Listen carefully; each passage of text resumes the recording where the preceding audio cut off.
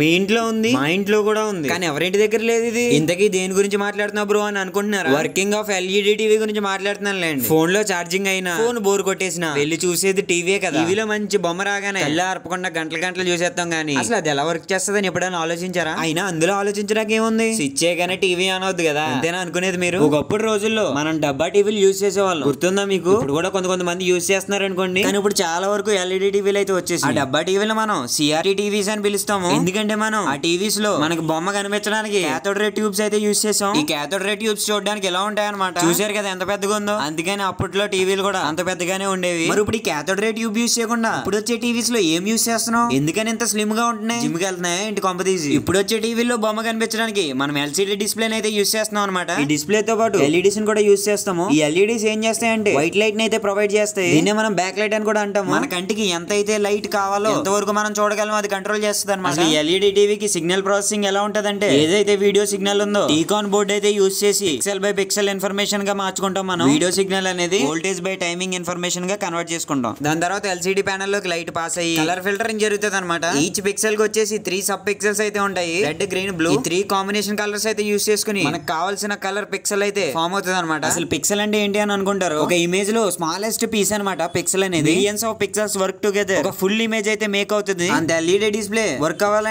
LED back light కావాలి, LCD display కావాలి, signal controlling జరగాలి, లైట్ ఇంటూ కలర్ పిక్సెల్ గా మారాలంటే టీకాన్ బోర్డ్ కావాలి. ఇంత జరిగితే గానీ మన ఎల్ఈడి టీవీ మీద బొమ్మ అయితే కనిపిస్తుంది అనమాట. ఎల్ఈడి టీవీ ఎలా వర్క్ చేస్తుందో తెలుసుకున్నారు కదా. ఎవరికైనా ఎలక్ట్రానిక్స్ మీద ఇంట్రెస్ట్ ఉంటే ఇప్పుడే ఫాలో కొట్టేసుకోండి, మళ్ళీ వీడియోస్ మిస్ అవుతారు.